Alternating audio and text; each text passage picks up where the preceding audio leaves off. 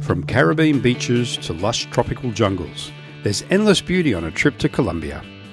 A country of vivid contrasts and profound beauty, it is the only nation in South America that boasts coastlines on both the Pacific Ocean and the Caribbean Sea. This geographic privilege gifts it with a plethora of diverse landscapes from pristine beaches to the towering Andes Mountains. At its heart is Bogota, a high-altitude capital pulsing with life and culture. Listen in as an Irishman who fell in love with Colombia and a Colombian offers insights as a foreigner and now a local into this charming, safe and stunning South America country. Joining him is Goway Sean Hebert, VP of the Americas. Welcome to Colombia. Hey there everyone, I'm Don, Professor Goway, and welcome to the GowayPro Travel Tale Podcast.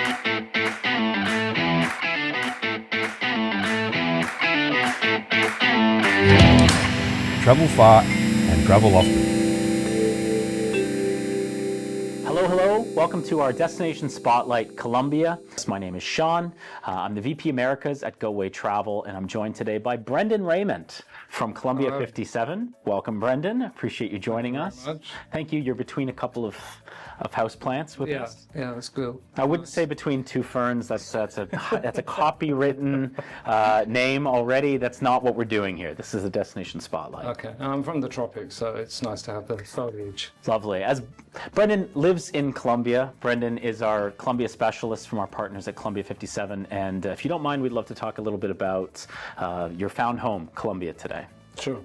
How long have you been living in Colombia? As I realize I don't have that information. So I've lived in Colombia for 15 years, although I first went over 20 years ago. Over 20 years ago. Yeah. And you're now Colombian. You're a Colombian citizen? I have become a naturalized citizen, yes. Okay. So I can now vote. Okay. As well as pay taxes. And you are a champion and advocate for your destination. I am. Can I ask why Colombia? Did you find it on random through a larger trip? Did you head there 20 years ago with intent? How did it come to be that you now are a Colombian voter? Where I was born, I was never very happy. And I spent a lot of time traveling, living in other countries, including in Latin America, Dominican Republic I lived in, and Mexico. And also I got to know Panama. I fell in love with a Colombian, and that's why I went to Colombia.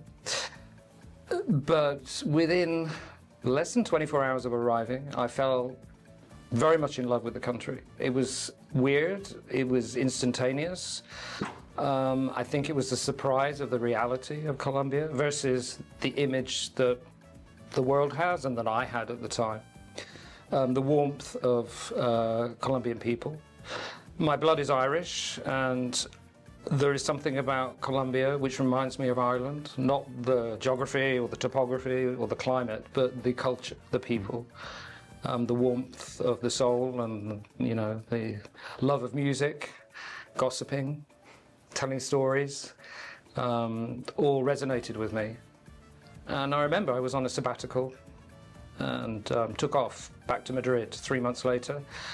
And I started crying on the plane. And I was like, I cannot imagine living in this world without going back to this country. And from that moment on, made plans to move and set up my life in Colombia. Well, not just that, but to also promote travel to the destination so others can do what you did 20 years back. Absolutely, and I think that travel is a great way of changing the perception of Colombia, because all of the marketing campaigns in the world mean nothing against the word of mouth of a traveler coming back and saying, actually, I've been, it's a great place, you should go. So I felt that Colombia was really a very misunderstood country, and I wanted to change that, and still do, and I think that traveling and inviting people to come and travel and understand the country for themselves is the most potent way of changing these wildly misconceived ideas about the country. I think the word is getting out. I mean, one of the reasons we're doing our destination spotlight on Colombia is it's one of our fastest growing destinations in Latin America. So folks they're hearing your message. They're trying, a visit to Colombia. They're heading home and telling their friends that they've got to go. But since you referenced it, misconceptions about the destination, changing people's perceptions about the destination, talk a little bit about what you think maybe the core misconceptions about Colombia might be and how we can correct them by having somebody actually visit. Colombia is actually surprisingly sophisticated and advanced in many ways. I was, incredibly surprised. I remember at the time the level of infrastructure development. Flying in Colombia is incredibly easy and efficient, and it is the main way to travel within the country. In the last number of years, there's been a huge amount of investment in infrastructure, in terms of roads, which has helped with overland travel and developing some very exciting itineraries along those lines. And also the security side of things. There is this whole perception that Colombia is a very scary, dangerous place. And actually, Colombia's great success in recent years, in the last 20 years, has been security, improved security, and the warmth of Colombian people. They love hosting us foreigners in their country, and they want to make sure that we have a positive impression of the country, a positive experience, and that we will go home and talk well about Colombia. They are non-xenophobic in the majority. They love foreigners, and sometimes maybe a little bit too much, but they are very keen to understand our cultures, where we come from, what we think about things. And I think that for me as well was a breath of fresh air as an immigrant into a country, to be in that kind of society. So in all levels it surprised me, but one of the most beautiful levels is the nature and the complete diversity of the country on a natural level, geographically speaking. A country that has a Pacific coastline, a Caribbean coastline, 2 deserts, jungles, the Amazon on the Pacific coast, plains which run from the east of Bogota all the way into Venezuela, parts of the country that look like Austria. Others remind me of Ireland or Scotland. And I think it was that. And even today, now, I'm like a kid. When I fly, I always want the window seat, because I want to see the volcano or the desert or the big meandering river going through the jungle. So I think those are the surprises. They were the surprises for me, and they still are surprises for me. It hasn't gone away, that enthusiasm of what the reality of Colombia is versus the misconception. And in terms of security, I have lived there now, as I said, for 15 years. I have been traveling there for 20 years. Nothing has ever personally happened to me. And within our company, in the 20 years we have been operating, there have been no incidences of violent attacks against any of the guests travelling with us. A couple of pickpocketing incidents which happen anywhere. Sure. So I think that, that really is a surprise for people, and it is a destination which always exceeds expectations because of that. I know we have a number of Colombians on our team here at Goway that are the same folks that our travelers would speak to when they give us a call and want to start planning a trip to Colombia. I know that the safety question, the reassurance of traveling with, a company where you're going to have a guide accompanying you through new spaces, new cities, there's some comfort to that. Having your logistics managed is also very helpful. But I also think that the diversity of the destination, as you mentioned, is one of the reasons that our travelers often ask for some assistance. On that first trip, Colombia is not Peru, where I know I'm going to want to go to Machu Picchu, so can you build this entire trip around, this iconic experience I'm looking to have? Colombia doesn't maybe have a site that is in people's mind's eye in that way, but Colombia has arguably maybe 5, 6, 7 places that could be, so extraordinary that somebody would come back and brag about it or put on their Instagram the experience they had there. So if you knew that somebody had, say, 10 days or 14 days to go to Colombia, what would be the 2 or 3 places you think they should prioritize? And I know that's a hard question. I'm asking you to, select between your children, so to speak. But where would you go on that first trip, and why would you pick those spots? And to take your point, Colombia is ideal for private guided travel. It is a relatively new destination for international travelers. And the guiding is key. We focus a lot on guiding because you can have a great hotel, you can have the most comfortable transport, but if the guide isn't doing the right job, it doesn't really come together. And so with a guide, you get that storytelling, you get the insider access. And I think as well, in terms of what you say about the must-sees, maybe it's more what you must feel and experience in Colombia, but I would say in terms of destination, Bogota is a fascinating city for the story that it tells through its museums and galleries, the vibe of the city, full of Colombians from all over Colombia, as well as foreigners, a very multicultural city. And also it's very high up, so it can be pretty cold and wet and windy, and you have to go inside have a beer in a bar with an open fireplace. The coffee region, which is only a 45-minute flight from Bogota, is a UNESCO World Heritage Site. It is absolutely stunning, and the fertility of it is helped by the volcanic ash that comes out of the snow-capped volcanoes, and perfect for coffee growing. And of course, Colombia and coffee are synonymous, so that is definitely something that I feel is important on any Colombia trip. But if you don't go to the coffee region, there are other coffee growing areas. Medellin, close to Medellin, there are coffee areas, and Medellin is also a fascinating city which really tells the story of Colombia, or the transformation of Colombia from the dark days of the early 90s, and how a city that was once one of the most violent in the world has become a model of urban regeneration and intelligent urban management today. It's like going to another country, but arriving in Cartagena is amazing. It's hot, it's colonial, it's spectacular. The people are very different, the food is different, there are beaches, it's connected to other areas like Santa Marta or Barranquilla. Have I run out of places now? Because that's the problem, Sean. Well, and I hope you don't mind as you wax poetic about the coffee region that I enjoy some of your Colombia's finest through this discussion. I feel like Cartagena sometimes is people's first interaction point with Colombia.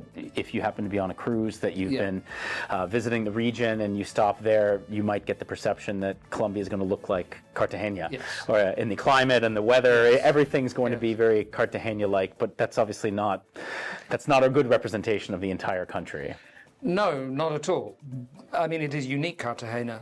And then if you get on a plane in Cartagena, take off, and literally 50 minutes later, you're landing in Medellin or Bogota. Completely different. The climate, the architecture, the way that people speak, the way business is done, even brands. You don't get the same stores or banks necessarily in all of the regions and destinations. So it does actually feel like sometimes it's a number of different countries wrapped up into one space. There's a very interesting book called Colombia, a Nation in Spite of Itself, which is based on the fact that really all of these regions are so disparate and different that it doesn't naturally form as a nation, but it has done, and is a young nation, and is a boisterous one as well. So, I mean, even as an entry point to Latin America, if somebody is watching this has never traveled to Latin America at all and wants to, get a slice of the Argentinian landscapes of, vast mountains and wide open spaces, wants to sit on a Caribbean beach, wants to visit the large vistas of a coffee region. I mean, these are all things that you don't need to travel to 3 different countries to do. You can do them as part of what? I mean, how long would an itinerary be that would allow you to do all of those things? You could do something like that. I mean, the area of Colombia which would be similar in terms of, if you like, the gaucho culture of Argentina would be Los Llanos Orientales, which is an area of flatlands running east from Bogota over to the Venezuelan border. And with the cowboy culture, and they catch the cows by the tails, and they have the most amazing meat and beautiful music and dancing, and the nature is stunning. They don't have the wines though, but still. You could do that in 9-10 days, really. Mm-hmm. And you know, Colombia is so close to North America. You know, we're talking, you know, single digit, well, not single digit, but 3-4 hours flying time from some major cities in North America, and very different, very exotic. And so you could have a Caribbean experience. To be honest with you, you could do that in a week. Mm-hmm. Caribbean coffee and cowboy culture. There you go. And you've just added some alliteration just because you're truly a destination marketer, right, at heart? You talked a little bit, touched on some of the diversity, not just of the geographic diversity, obviously, but some of the cultural diversity as well. So you've got a country in spite of itself. I imagine that means you've got different linguistic groups, cultural backgrounds that are being smashed together in one country. Yeah. So if I am visiting the Amazon or the plains or the Caribbean, what are some of the different cultures that I'm going to encounter? You know, what's that music culture you're referring to? What are some of maybe the cuisines I might encounter while there? Colombia has over 100 different indigenous communities. Some of them larger and more important in modern-day Colombia than others, but they are very much regionally based, and therefore their influence in architecture, how houses are built, the music, food, the agriculture of the region, and the history of where that comes from is very prominent. And there's also a very interesting thing about Colombia is that there have been many immigrants over the years from other countries, from Asia, from Africa, from the Middle East, from Europe. But it is a country where all of these people have assimilated. There have been no sort of European-speaking colonies, as there are in all other South American countries. They do not exist in Colombia, because I think Colombians really climb over the garden fence to get to know you, even if you try and, you know, keep them out. And I find that very endearing of the country. But yes, those geographical regions represent as well a difference in the food, the music, the way people talk, the way people behave. I sometimes have meetings in Cartagena, which can be quite fractious with our guides, and a lot of opinions going on. And then the following week I'll be on the Pacific coast of Colombia having meetings with guides there. It's a very different dynamic. Everyone sits silently. One person stands and talks, everyone listens, and then they sit down. It's completely different in the way that people interact with each other. And you know, that anthropologically wise is also a very interesting side of the country as well. And there's a lot of competition between the regions in terms of who's got the best music or the best dancing or cultural exposition, food as well. What would you say people's kind of biggest surprise, or what's that feedback that you usually get when you have a first-time traveler who's come to the destination? We obviously talked about security, and you know, most people are going to come and find it's quite safe and peaceful, and they'll enjoy that. But beyond that, when people are leaving Colombia for that first time, what are the kinds of comments that they typically make? The warmth of the Colombian people. It is not, without doubt, the number one. They all fall in love with Colombian people. Colombian people are charming, generally, and engaging, and they want to interact with visitors. And I think that is the lasting impression that people have. And they also care for the visitors, and that links into the security. If you're cared for, I always have this funny image of once seeing a tourist standing on a corner in Medellin asking for directions, and within a few minutes there were sort of 9 or 10 people around him trying to help, all giving very different directions as to where he should go. But the image of him being looked after and taken care of in a strange environment for him, you know, it's very beautiful. It's a very nice thing, whereas in other places in the world you can be completely ignored when you're standing there with a map or your phone looking for somewhere to go. We hear often from our travelers at Goway that Colombia is a destination when people leave that they feel they now have to return to. Yeah. So it's, you know, there's no way to leave and say, well, I've checked every box there, and that's, you know, that's that destination. It kind of leaves a piece of itself in our travelers, and they feel, uh-oh, I've got to scratch that itch again, or I need, you know, now I've just given myself so much more inspiration for a second trip or a third trip. So definitely has that destination that leaves its lasting impression on you. to sort of vibe, rather than somebody saying, I've got to go do that one or those 1, 2, 3 things in that destination, then I've done it, then I've seen it.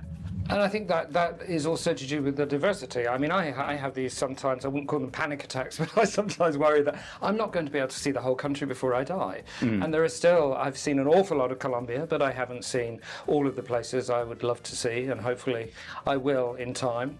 And then there's also this soundtrack of music wherever you go. And the music is such an important part of Colombian culture and Colombian life. And I think that also resonates with people. They pick up a soundtrack to their trip to Colombia. And so there is this romanticism. And yes, they want to go back and see a part that they've heard about. It wasn't on their itinerary this time round. But they've decided, next time I'm going to go to Cali, or I'm going to head over to the plains because I didn't have time this time. And knowing that they will go back to a country which will receive them with open arms. We saw a Narcos boom, so to speak. Obviously talked a little bit earlier about Medellin and the history of that city, and obviously that's depicted in that Netflix series, but suddenly there's a pop culture moment where there's a spotlight on the destination and people want to visit, to engage with that particular moment in history. And obviously we have folks that will tell us, we want to go to Medellin, we'd like to see some of the sites that might have been important in the 1980s or 1990s. Encanto, the Disney film, was another.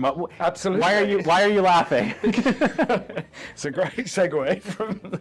A Disney film and Narcos as your two. Yeah. Okay. Yeah, and now Encanto. It was amazing that Disney created this film that was solely focused on one country, and it was. I would say significant in increasing awareness of Colombia in a different light to Narcos. But also Narcos, I mean, I was very much, I'm not going to watch this. This is just, rehashing the same old. But actually, in the end, I was persuaded to watch it because a number of people were interested in coming to Colombia because of that. And it actually showed some of the beauty of Colombia through the cinematography, and it was, in a way, and I hate to admit it was a very positive thing in the long run. So, yeah. Well, even if the state of the country at that time remains as this misconception that people have about the destination, when people come now to Colombia and maybe say they have an interest in that history or they want to learn more, what are the kinds of experiences that you would provide? I mean, you cannot walk around Medellin with a guide or be driven around and not have that referenced. Because arguably, if Medellin had not gone so low, it would not be where it is today. Right. It would be just another regular city in Latin America. And, it had to get to that desperate level for the local population to realize, no, this is not where we're going. We have to show that we're better than this. And what they have created is phenomenal. But yes, and everywhere you go, there will be the thread of the history, and you cannot, and Colombians are certainly not shy about it. They will talk about it, and they will try and reason and maybe explain it. And of course, today we still have ongoing issues in the world related to that, but that will be brought into all types of commentary or interaction that you might think, including architecture. I mean, we have narco architecture, which is, a little outlandish, but it is part of the present, and it is talked about, a lot during the experiences when we pass these amazing buildings. Which tell me a little bit more about narco architecture. That's maybe something in my last trip to Medellin I might have missed out on. It's architecture that has been built with an awful lot of money, but not necessarily a lot of taste. So it can stand out like a sore thumb. But it's a bit of an exercise in laundering in those days, and a lot of it, what happened was it was then sequestered by the government and is left standing for a while before it's sorted out legally. But yeah, another fascinating side to the country. I mean, you cannot ignore the past, and the past has brought Colombia to where it is today, and therefore you have to reference it in wherever you're going in the country where it's necessary. And people do have an interest. I mean, they ask lots of questions. Yeah, which is why I ask you, of Yeah. course, not to dredge it up, but in fact to say that this is something people want to engage in when they're visiting. It's just to say, how can I bump up against that history, that culture? They want to speak to people They do. who live there, or even maybe have memories from that time, to find out, what is your memory of that time? What's the legacy, of Pablo Escobar, or of, the 1980s, and what's changed since? That's one of the reasons people want to actually tour a city with a local guide, is to actually have that conversation, and have it be a conversation, not just a sanitized version of, this is the official word on how we feel about that now, but, Yeah. what happened to your family, what happened to your parents, what's your personal memory of that time? And I said earlier that lasting impression is the Colombian people, but it's not just the guides, of course. It's the drivers, and it's the communities that we visit. And you go to a coffee farm, and you'll end up talking to people who work on the coffee farm, the owner of the coffee farm. You go to maybe a community kitchen in a barrio in Medellin, or speak to street artists, and they all have their own stories, and they will converse with you. They're not shy, and they'll want to know as much about you as you know about them, and ask you some very odd questions at times, like, well, what do you have for breakfast? And then you'll give an answer normally, and then they say, well, what do you have for breakfast on Sundays? And you're like, okay, well, slightly different. So there is this curious interest from them, which reflects also the interest from visitors. And I think generally the visitors coming to Colombia are very keen to know, especially when they're there and they see the country. Then they're like, okay, so I want to know, I want to go deeper here. I need to have these conversations. Going back to your Hollywood influences for people traveling, what about Encanto? Is there a particular style of travel, a particular property? What sort of interest do people have if they had a child who saw that film and has a sudden interest in Colombia? Family. Yeah. That's what made the difference. It brought that family profile into Colombia, and it is an ideal destination for families. Colombia is a very family-orientated society, and it's colourful, it's interactive. Young people and children in Colombia are encouraged to be opinionated and not to be shy, and that is great for young human beings arriving from all over the world, that they can interact not only with their peers but also with adults who are enchanted by children. And the kind of property, very similar to the house in Encanto, these cutesy and they're very beautiful, traditional sort of hacienda-style accommodations that we have in the coffee region, in Santander, or just outside of Medellin as well. So they became more sought after, and people would sometimes ask for Encanto touches to be built into the program. So. When I was last in Colombia, one thing I recognized amongst folks I was running into at the hotel, or that you're seeing at restaurants, is that it seemed to be a very attractive destination for other travelers from Latin America. Yes. So met many Brazilians, many Argentinians, many Chileans, Peruvians who were saying, oh, we love Colombia, it's right here, we can travel, this is my third trip, my fourth trip. Often talking about, you Canadians always stick to Cartagena, or, we expect to see you at Tayrona, but, here's this other region that Brazilians like to visit, or Argentinians like to visit. We hear all the time that one of the reasons folks want to come to a Goway travel is you want to actually speak to somebody from Colombia who's traveled extensively through, so that you can get that consulting, that advice on where they should go. So maybe you can, don't give the farm away here, but is there one or two areas you think are underexplored by our Canadian or American travelers that should have maybe like a higher reputation for us, that we should be visiting more often in Colombia? Most definitely. I think, though, that one of going back to the fact that Colombia is relatively new to international tourism, sometimes we struggle in some of these areas with the level of infrastructure, that maybe we don't have enough guides that speak English, or the hotel accommodation is really a little bit too basic for the average, the general expectation of a traveller from Canada or the United States. But definitely the Los Llanos Orientales, the plains of the east, the Amazon as well. The Amazon in Colombia has not been developed as much in terms of tourism infrastructure as it has in Peru, Brazil, Ecuador. And so it's more virgin and pristine. And some of the programs we're offering down there are involved with interactivity with indigenous cultures as well. And the Pacific coast of Colombia, one of my favorite parts of the country. But it does suffer generally from a lack of good hotel accommodation. But the fish soup's amazing.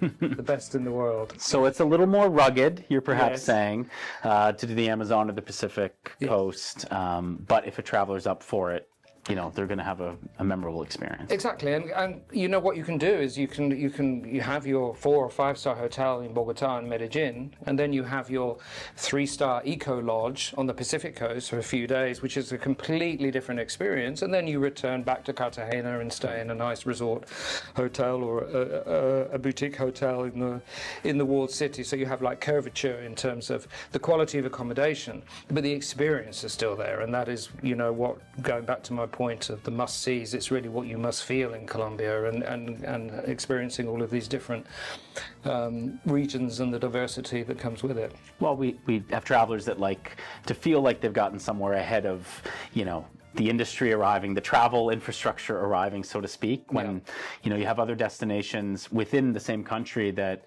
have arrived, so to speak. You know, if you want to have the White Lotus experience, I've heard that the Four Seasons is now well located right there in Cartagena. They have are they opening later this year? They are opening later this year, finally. It wasn't their fault. They started digging the foundations and found an amazing amount of relics from the colonial period and also the pre-colonial period. Oh, really? From the Okay. different indigenous communities. So everything was put on hold whilst it was all dug up and catalogued and then brought to Bogota for now to be stored until they can find a museum for it. But yeah, the Four Seasons is opening. It's supposedly going to be very beautiful, and I'm looking forward to the opportunity to go and have a look at it and see.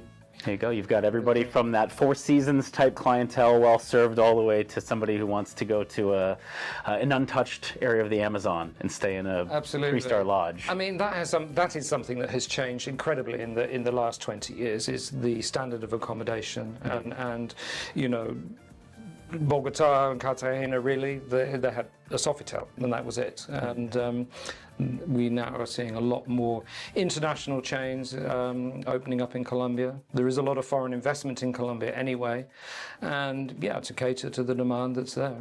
It's great. It's all good, and also I think that the development of tourism in Colombia has come at the right time. Colombia is able to learn from maybe mistakes other destinations have made.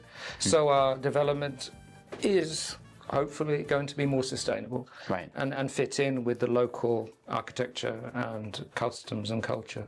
And as you said, the locals are eager to meet foreign travelers as they arrive, so it's something that hopefully the local communities are excited about, to see that growth in the destination. Very much so. I mean, we work with a number of different, many different communities all over the country, and many of them are very, very happy to have the opportunity to receive foreign visitors and to be able to explain their culture and show their culture off to the different people. They have a great pride, and I think they felt over the years a little bit dismissed, and so this is an opportunity for them to once again be proud and also to make an income from it, which is very important as well.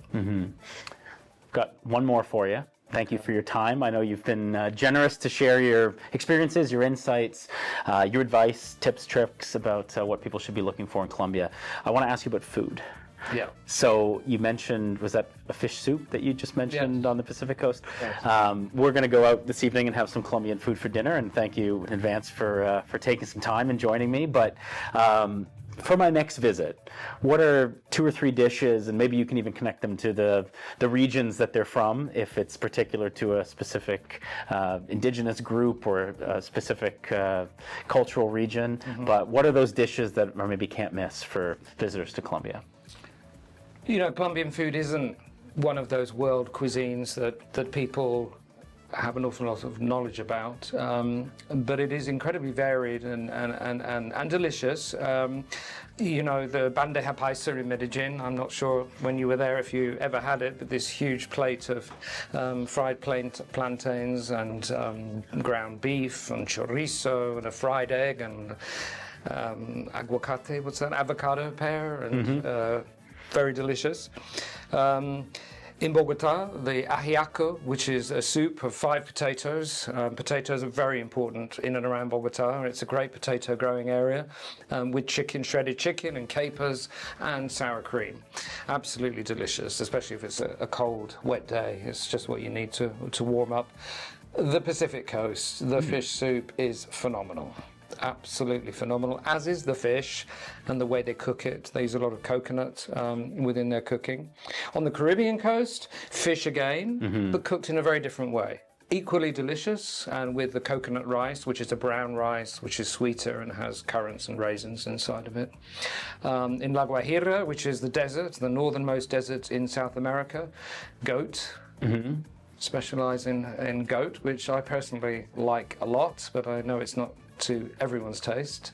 And then the other thing about Colombia is that due to its openness to other cultures, a lot of chefs now are taking influences from other cultures around the world and infusing them with their own Colombian ingredients and coming up with some amazing dishes. And that is something that has changed as well a lot. So the Bogota is now considered to be the sort of foodie scene in South America, with the eclectic amount of restaurants that they have there, and some world award-winning in various different categories or things that go on. Well, once Four Seasons arrives, then the Michelin Guide arrives, and then you're, then you're really on the map. Yes, exactly. Yeah. I think sometimes a misconception with Colombian food is that it's going to be spicy, like Mexican food, and it is far from it. In fact, it is very natural tasting. I was at a place recently, and they specialize in flowers and using flowers in cooking, and I was tasting various different flowers, including some that tasted just like mushrooms, and others that tasted like honey. It was quite amazing. And there was a restaurant in Cartagena that used a lot of flowers in their cooking. Very interesting. And very beautiful on the plate as well. We'll see if that's on the menu tonight. And I have to say thank you so much to Brendan from Colombia 57 for inspiring all of us, for telling some stories about a destination that should be at the very top of everyone's bucket list. And as we look over the last year or two and just see the incredible growth in Colombia, clearly the word is getting out. So thanks to yourself, and thanks to the Narcos and the Encantos and all of the great work that everybody's doing to talk a little bit more about a truly special destination. We appreciate your time. And for anyone who's been watching, we thank you for your time. And if you'd love to travel to Colombia, please give Goway a call. We'd love to help plan that trip and design just that right itinerary for you, so we can make it the first time that you visit Colombia just truly special. Thank you. My name is Sean, and we appreciated your time today. Thank you very much. All right, Don, how'd we do? Oh.